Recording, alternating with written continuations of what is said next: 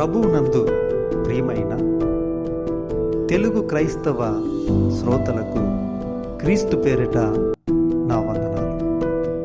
మీరు ఇప్పుడు ఈ పాడ్కాస్ట్ ద్వారా వినబోతున్నది శిష్యుడు క్రేగ్ కాస్టర్ గారు రచించిన శిష్యత్వం దర్శనమును వ్యూహాన్ని నిర్ధారిస్తుంది అనే పుస్తకము నుండి 1, 2, 3 పేజీలను మీరు వినబోతున్నారు. మీరు మా www.fdm.world వెబ్సైట్నకు వెళ్ళడం ద్వారా అందుబాటులో ఉన్న అన్ని వర్క్ బుక్లు మరియు మా పరిచర్యల గురించి మరింత ఎక్కువగా తెలుసుకోవచ్చు.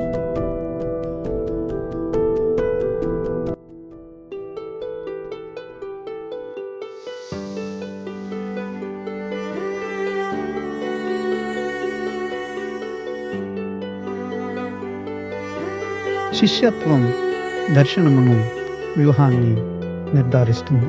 కాబట్టి మీరు వెళ్ళి సమస్త జనులను శిష్యులుగా చేయుడు. తండ్రి యొక్కయు కుమారుని యొక్కయు పరిశుద్ధాత్మ యొక్కయు నామములోనికి వారికి బాప్తిసమిచ్చుచు నేను మీకు ఏ సంగతులను ఆజ్ఞాపించదనో వాటన్నిటినీ గైకొనవలనని వారికి బోధించు. ఇదిగో నేను యుగ సమాప్తి వరకు సదాకాలము మీతో కూడా ఉన్నానని వారితో చెప్పాను. మత్తయి 28వ అధ్యాయము 19వ వచనం నుండి 20వ వచనము వరకు. తన పిల్లల కోసం దేవుని అభిలాష కేంద్ర స్థానంలో శిష్యత్వం ఉంది. ఇది మనకు ఎలా తెలుసు? ప్రభు అయిన యేసు పరలోకానికి ఆరోహణమవడానికి ముందు తన చివరి హెచ్చరికలను తన అపోస్తులకు ఇస్తున్న సందర్భంలో శిష్యులను తయారు చేయడం గురించి మత్తయి సువార్త 28వ అధ్యాయము 19వ వచనం నుండి 20వ వచన భాగంలో నమోదు చేయబడింది. కుటుంబ శిష్యత్వం పరిచర్యలు FDM ఈ గొప్ప ఆజ్ఞను గంభీరంగా స్వీకరించింది. అనేక సంవత్సరాలుగా సంఘ కాపురులను మరియు సాధారణ విశ్వాసులను సంసిద్ధం చేస్తుంది.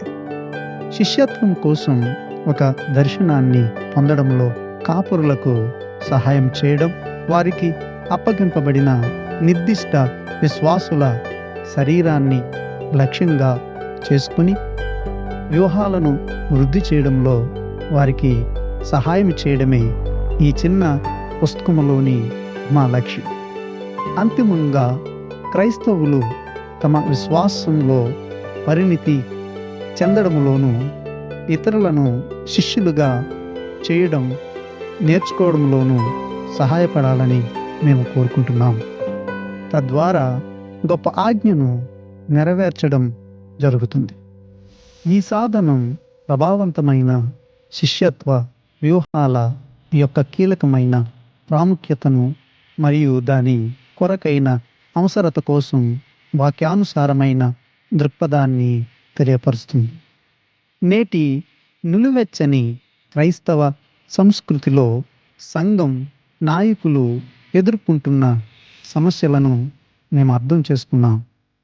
వారి సంబంధిత సంఘాలలో ఎటువంటి శిష్యత్వ వ్యూహాలకు ప్రాధాన్యం ఇవ్వాలి, వాటిని ఏ విధంగా అమలు చేయాలి అని నిర్ణయించడం కష్టమని మాకు తెలుసు.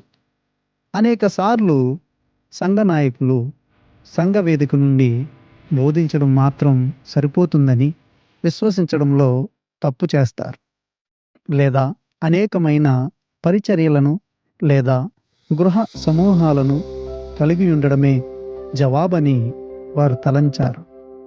దానిని తర్ఫీదు లేని సాధారణ నాయకుల చేతికి విడిచిపెట్టారు. శిష్యత్వం నిజంగా ప్రభావవంతంగా ఉండడం కోసం మీ సంఘంలోని విశ్వాసులను బలపరచడమే కాకుండా విశ్వాసుల సంఖ్యను కూడా విస్తరించేలా స్పష్టమైన దర్శనం, వ్యూహం, ప్రణాళిక ఉండాలి. గొప్ప ఆజ్ఞ అంటే ఇదే. దేవుని రాజ్యాన్ని బలపరచడం, దేవుని రాజ్యాన్ని విస్తరింపచేయడం. శిష్యత్వం యొక్క కీలకమైన ప్రాముఖ్యతను, మీ సంఘం కోసం ఒక దర్శనాన్ని మరియు స్పష్టమైన వ్యూహాన్ని అమలు చేయవలసిన అవసరాన్ని గురించి దేవుని దృక్పథాన్ని ఈ చిన్న పుస్తకం ద్వారా మీకు తెలియపరచాలని మేము ప్రార్థిస్తున్నాం. మొదట మీ నాయకులకు, తరువాత మీ సంఘ సభ్యులకు అన్వయిస్తుంది.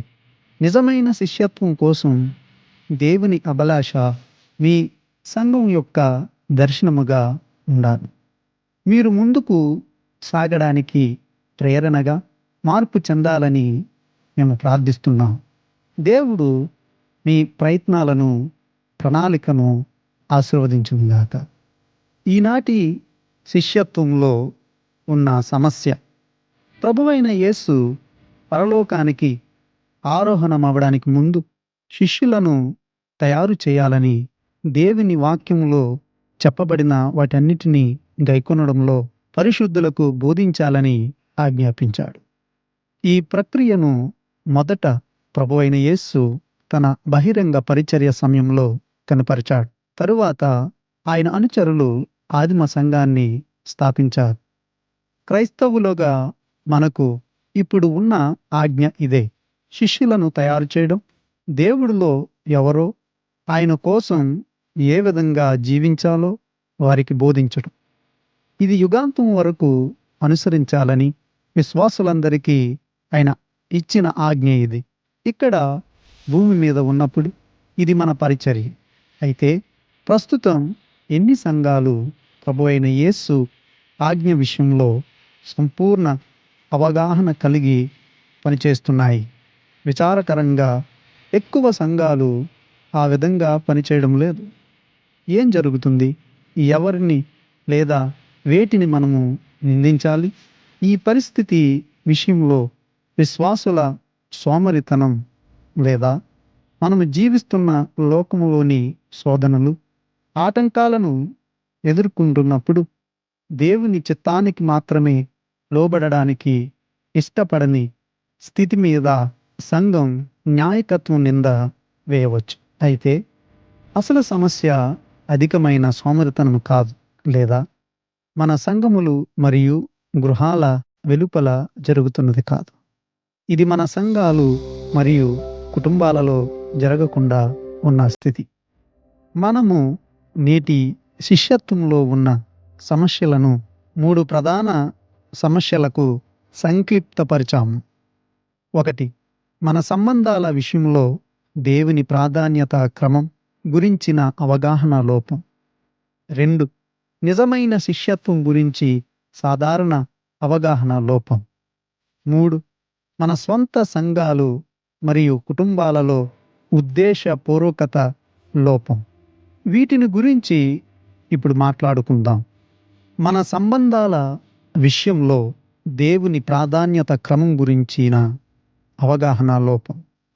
సువార్త ప్రకటించడం ద్వారా మనుషులను వెదికి రక్షించడానికి సవోర్తిక సంఘములు మత్తయి సువార్త 28వ అధ్యాయము 19 నుండి 20వ వచన భాగాన్ని ప్రభువైన యేసు యొక్క గొప్ప ఆజ్ఞగా హత్తుకున్నాయి. అయితే క్రీస్తు శరీరంలో బహిరంగంగా చెప్పుకునే అనేక మంది విశ్వాసులు మరియు వారి కుటుంబాల ఆత్మీయ స్థితి కొద్దిమంది క్రైస్తవులు మాత్రమే సరిగా శిష్యులుగా చేయబడ్డారనే విచారకరమైన వాస్తవాన్ని చూపిస్తుంది. దేవుడు వారికిచ్చిన వాటిని సరైన ప్రాధాన్యత క్రమంలో కాపాడడంలోని అర్థం వారికి తెలియదు. అంటే నేను మీకు ఏ ఏ సంగతులను ఆజ్ఞాపించుతునో వాటన్నిటినీ గైకొనడం, తద్వారా వారు దేవునితోనూ వారి జీవిత భాగస్వామితోనూ పిల్లలతోనూ మరియు ఇతర వ్యక్తులతోనూ వారి జీవితాలలో విజయవంతంగా నిలిచి ఉంటారు. ఈనాడు అనేక మంది క్రైస్తవులు దేవుని శక్తిలో నడవడం లేదు. ఎందుకంటే వారు ప్రతిదినం ప్రభువైన యేసులో నిలిచి ఉండడం యొక్క ప్రాధాన్యత లేదా ఆవశ్యకత గురించి వారికి తెలియదు. యోహాను సువార్త 15వ అధ్యాయము 7వ వచనం. దీని కారణంగా క్రైస్తవ కుటుంబాలు ఈ నిర్లక్ష్యం యొక్క ప్రతికూల ఫలితాన్ని పొందుతున్నాయి. మనం విడాకుల శాతంలో దీనిని మనము చూస్తున్నాం. ఇది క్రైస్తవేతరులలో వేగంగా పెరుగుతున్న విడాకుల శాతాన్ని అందుకుంటుంది. మరియు మన పిల్లలలో కూడా మనం దీనిని చూస్తున్నాం. క్రైస్తవ కుటుంబాల నుండి ఎక్కువ మంది పిల్లలు మాదక ద్రవ్యాల వైపు మొగ్గు చూపుతున్నారు, మద్యానికి బానిసలవుతున్నారు మరియు లైంగిక పాపంలోనూ మరియు అనారోగ్యకరమైన సంబంధాలలోనూ యథేచ్ఛగా పాల్గొంటున్నారు. తల్లిదండ్రులు మరియు అధికారుల పట్ల తిరుగుబాటు మరియు అగౌరవం చూపించడం, యువత ప్రవర్తనలో సంఘం కూడా సాధారణమైనదిగా పరిగణించబడుతుంది. నిజానికి అనేక మంది క్రైస్తవులు ఆత్మీయంగా బలహీనంగా ఉన్నారు. మన కుటుంబాలు తీవ్రమైన ఇబ్బందులో ఉన్నాయి. ప్రారంభంలో దేవుడు ఆదాము మరియు హవ్వలను సృష్టించిన తరువాత ఆయన కుటుంబాన్ని రూపొందించాడు. కుటుంబ విభాగం దేవునికి అత్యంత ప్రాముఖ్యం అని స్పష్టంగా తెలుస్తుంది. సంఘం యొక్క శిష్యత్వం వ్యూహం విషయంలో ఇది ఒక ప్రాధాన్యతగా ఉండాలి. ఈనాడు సంఘములోని అనేక కుటుంబాలు విఫలమవుతున్నాయి. ఆరోగ్యకరమైన కుటుంబం నిర్వహించడంలో సహాయం చేయడానికి దేవుడు వారికి ఇచ్చిన హెచ్చరికల విషయంలో క్రైస్తవులు కేవలం అజ్ఞానులుగా ఉన్నారు. సంఘాలు ఉద్దేశపూర్వకంగా ఈ సమస్యలను విస్మరించినప్పటికీ కుటుంబ పరిచర్య కోసం శిష్యత్వ నమూనా విషయంలో వారికి దర్శనం కొదువుగా ఉంది మరియు విజయం కోసం విశ్వాసులను సన్నద్ధం చేయడానికి బైబిలు వ్యూహాలను నిర్వచించలేదు. ఉద్యోగం, అభిరుచి లేదా సంఘములో సేవ చేయడం కంటే మన కుటుంబాల విషయం శ్రద్ధ వహించడం చాలా ముఖ్యమైనదిగా దేవుడు పరిగణిస్తున్నాడు. అయినప్పటికీ అనేక మంది విశ్వాసులు ఈ విధంగా జీవించరు మరియు కుటుంబ జీవితానికి అన్వయించే వాక్యానుసారమైన సత్యాలలో ఎన్నడూ సుశిక్తులు చేయబడలేదు. కుటుంబ విభాగం భార్యాభర్తల విషయంలో ముందు వరుస పరిచర్య మరియు ఈ కీలకమైన బాధ్యతలను సంపూర్తిగా నిర్వహించబడాలో ఆయన మన అనుగ్రహించిన వాక్యానుసారమైన హెచ్చరికలను మనం తెలుసుకోవాలి. వాటిని అనుసరించాలని దేవుడు కోరుకుంటున్నాడు. ఇది కుటుంబంతో ప్రారంభమవుతుంది. ఇక్కడే అది ప్రారంభించబడాలి. నిజమైన శిష్యత్వం గురించి సాధారణ అవగాహన లోపం.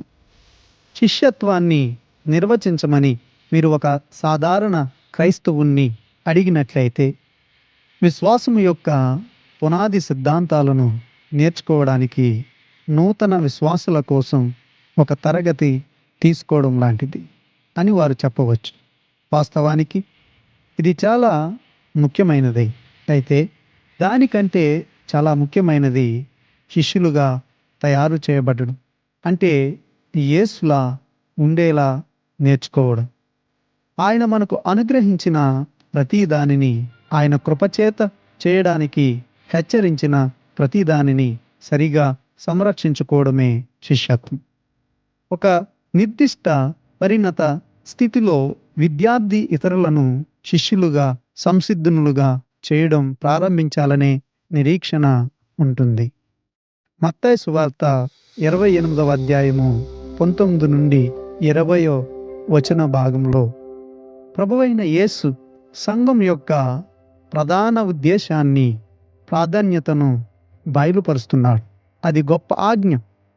ఈ సత్యం వెలుగులో మనం ఒక ముఖ్యమైన ప్రశ్నను పరిశీలించాలి.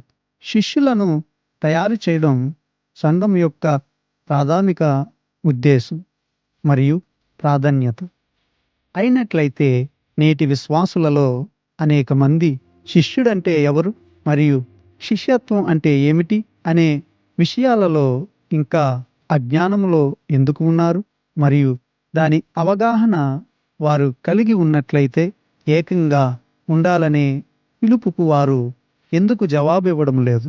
తన తండ్రి యొక్క సంపూర్ణ చిత్తానికి మన ప్రభువు విధేయత చూపాడు. ప్రభువైన యేసు గొప్ప ఆజ్ఞను మనం పనిలో పాల్గొనాలి. అన్యజనులు క్రీస్తు లేకుండా నశించిపోతున్నారు, మనం వెళ్ళాలి, ఆయనను గురించి చెప్పాలి అనే భావంలో ఈనాడు మనం అర్థం చేసుకుంటున్నాం. ఇది పూర్తిగా వాస్తవం. అయితే తరువాత 19 మరియు 20 వచనాల గురించి చెప్పబడుతున్నదేమిటి? బోధించడం గురించి ఏమిటి? క్రీస్తు యొక్క విశ్వాసులుగాను ఆయనను వెంబడించేవారుగా మన విషయంలో ఆయన సంపూర్ణ చిత్తానికి విధేయతతో మనం దేవునితో కలిసి పనిచేయాలి. ఇందుకు గాను ఆయన వాక్యం యొక్క విద్యార్థులుగా మారడం, విశ్వాసాన్ని అనుదిన పెంపొందించుకుంటూ ఉండాలి. మరియు దేవుని ప్రాధాన్యతలు మనలో వ్యక్తిగతంగాను మరియు మనతో మన సంబంధాలలోనూ నెరవేర్చబడేలా మనలను మనం పరీక్షించుకోవడం జరగాలి. మన అవసరాలను తీర్చుకోవడానికి మరియు మన ప్రాధాన్యతలు ఆయన చిత్తానికి అనుగుణంగా ఉంచడానికి మనం దేవుణ్ణి విశ్వసిస్తున్నప్పుడు ఇతరులను శిష్యులుగా తయారు చేయడంలో ఆయన మనకు మార్గం తెరుస్తాడు. క్రీస్తు గొప్ప ఆజ్ఞ యొక్క కేంద్ర భావం ఇదే.